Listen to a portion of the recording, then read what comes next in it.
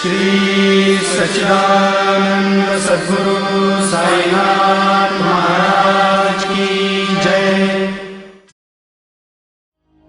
1910 ஆண்டிற்கு பின் எப்போதோ ஒரு நாள் நல்ல காலை நேரத்தில் மசூதிக்கு சாய்பாபாவை தரிசிப்பதற்காக சென்றிருந்தேன்.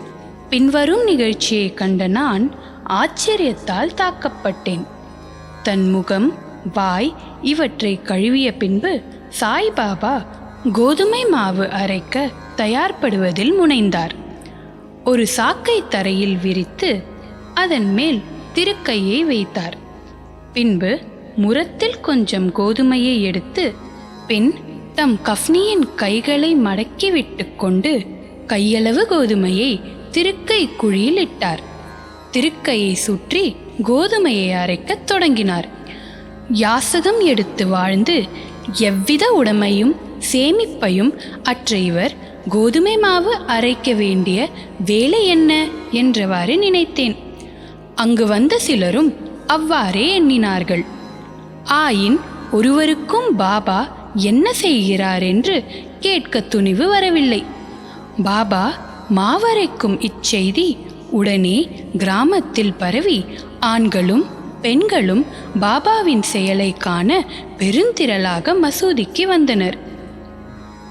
கூட்டத்திலிருந்து தைரியமுள்ள 4 பெண்கள் வலிய வந்து நுழைந்து பாபாவை ஒரு புறம் ஒதுக்கிவிட்டு வலிய குச்சியை கைப்பற்றி பாபாவின் லீலைகளை பாடியவாறு மாவரைக்கத் தொடங்கினர்.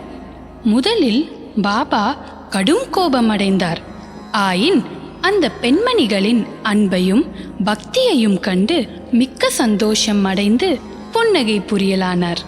அவர்கள் அவ்வாறு அரித்து கொண்டிருக்கையில் பாபாவுக்கு வீடோ பிள்ளைகளோ அன்றி கவனிக்க யாருமே இல்லையாதலாலும் அவர் யாசகம் எடுத்து வாழ்ந்தாராதலாலும் அவருக்கு ரொட்டி செய்ய கோதுமை மாவு தேவையில்லை. எனவே இவ்வளவு அதிகமான மாவை என்ன செய்வார்? ஒருவேளை பாபா அன்பாயிருக்கும் காரணத்தால் இம்மாவை நமக்கு பகிர்ந்து கொடுத்து விடுவாரோ என்றவாறு எண்ணமிட்டபடி பாடியவாறே அரைத்து முடித்து திருக்கையை ஓரத்தில் நகர்த்திவிட்டு கோதுமை மாவை 4 பிரிவாக பிரித்து ஆளுக்கு ஒரு பகுதியாக எடுத்துக்கொள்ளத் தொடங்கினர். இதுவரை அமைதியாகவும் அடக்கமாகவும் இருந்த பாபா கோபமடைந்து, பெண்களே, உங்களுக்கு பைத்தியம் பிடித்து விட்டதா? யாருடைய அப்பன் வீட்டு பொருளை இவ்வாறு அபகரிக்கிறீர்கள்? நீங்கள் தடங்கலின்றி மாவை எடுத்து செல்வதற்கு நான் முன்னும் பின்னும் உங்களிடம் கடன் பட்டிருக்கிறேனா என்ன? தயவு செய்து இப்போது இதை செய்யுங்கள். இந்த மாவை எடுத்துச் சென்று கிராம எல்லைகளில் கொட்டிவிட்டு வாருங்கள் என்றார்.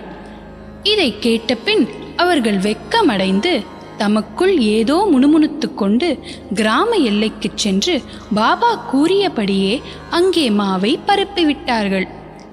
பாபா செய்த இவைகளையெல்லாம் என்னவென்று ஷிரடி மக்களை வினவினேன்.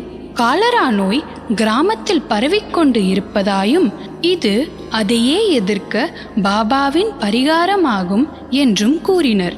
கோதுமை அரைக்கப்படவில்லை, காலராவே அரைக்கப்பட்டு கிராமத்திற்கு வெளியில் கொட்டப்பட்டது. இந்நிகழ்ச்சியின் பின்னர் காலரா மறைந்து கிராம மக்கள் மகிழ்ச்சியுற்றனர். நானும் இவற்றையெல்லாம் அறிந்து கொண்டதில் மிக்க மகிழ்ச்சியடைந்தேன்.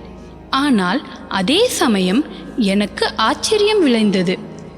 காலராவுக்கும் கோதுமை மாவுக்கும் பூவுலகில் உள்ள ஒற்றுமை யாது? சாதாரணமாக அவைகளுக்கு உள்ள உறவு என்ன? அவை இரண்டையும் எங்கனம் இணைக்க முடியும்? இந்நிகழ்ச்சி விவரிக்க இயலாததாயிருக்கிறது. நான் இதை பற்றி சிறிது எழுதி என் மனம் நிறைவடையும் வரை பாபாவின் இனிக்கும் லீலைகளை பாடுவேன். இந்த லீலையை பற்றி இவ்வாறாக எண்ணமிட்ட பின் என் உள்ளம் மகிழ்ச்சியால் நிறைந்தது. இங்கனம் நான் பாபாவின் வாழ்க்கை வரலாறான சச்சரித்தத்தை எழுத உணர்ச்சியூட்டப்பட்டேன். பாபாவின் அருளுடனும் ஆசியுடனும் இப்பணி செவ்வென வெற்றிகரமாக செய்யப்பட்டது என்பதையும் நாம் அறிவோம். இப்பொழுது மாவரைத்த தத்துவத்தின் உட்கருத்து, அதை பார்ப்போம். ஷிரடி மக்கள் இந்த நிகழ்ச்சியை ஒட்டி அமைந்த காரணத்தை தவிர வேறு ஒரு தத்துவ உட்கருத்தும் இருப்பதாக நாம் நினைக்கிறோம். சாய்பாபா ஏறக்குறைய 60 ஆண்டுகள் ஷிரடியில் வாழ்ந்தார். இந்நீண்ட காலத்தில் அவர் பெரும்பாலும் தினசரி அரைத்தார். கோதுமையே மாத்திரமன்று, பாவங்கள், உள்ளம், உடல் ஆகியவற்றின் துன்பங்களையும் கணக்கில்லாத தன் அடியவர்களின் தொல்லைகளையும் அரைத்து தீர்த்தார். கர்மம், பக்தி என்ற 2 கற்கள் அவர் திருக்கையில் இருந்தது. முன்னது கீழ்கல்லாகும், பின்னது மேற்கல்லாகும். பாபா பிடித்து அரைத்த கைப்பிடி ஞானமாகும்.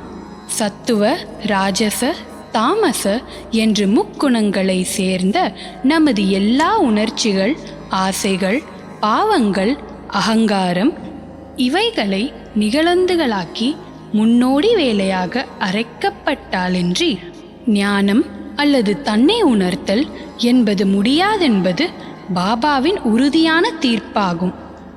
இக்குணங்களை தள்ளிவிடுவது அத்தகைய கடினமானது. ஏனெனில் அவைகள் அவ்வளவு நுட்பமானவை. கபீரின் ஒரு நிகழ்ச்சியை இது ஞாபகமூட்டுகிறது. ஒரு பெண்மணி சோளத்தை அரைத்து கொண்டிருந்ததை பார்த்துவிட்டு அவர் தன் குரு நிபத் நிரஞ்சனரிடம், திருக்கையில் இடப்பட்ட சோளத்தை போன்று இவ்வுலக வாழ்க்கை என்னும் திருக்கையாலே நசுக்கப்படும்போது நான் அஞ்சுவதனால் அழுகிறேன் என்று கூறினார். நிபத் நிரஞ்சர், பயப்படாதே, நான் செய்வது போல் இத்திருக்கையில் உள்ள ஞானமெனும் பிடியை பிடித்துக்கொள். அதிலிருந்து நெடுதூரம் சென்று திரியாதே, ஆயின் உட்புறமாக திரும்பு, அப்போது நீ காப்பாற்றப்படுவது நிச்சயம் என்று பதிலளித்தாராம். இத்துடன் இந்த அத்தியாயம் நிறைவடைகிறது. மீண்டும் அடுத்த அத்தியாயத்தில் சந்திப்போம். ஸ்ரீ சாயியை பணிக. அனைவருக்கும் சாந்தி நிலவட்டும்.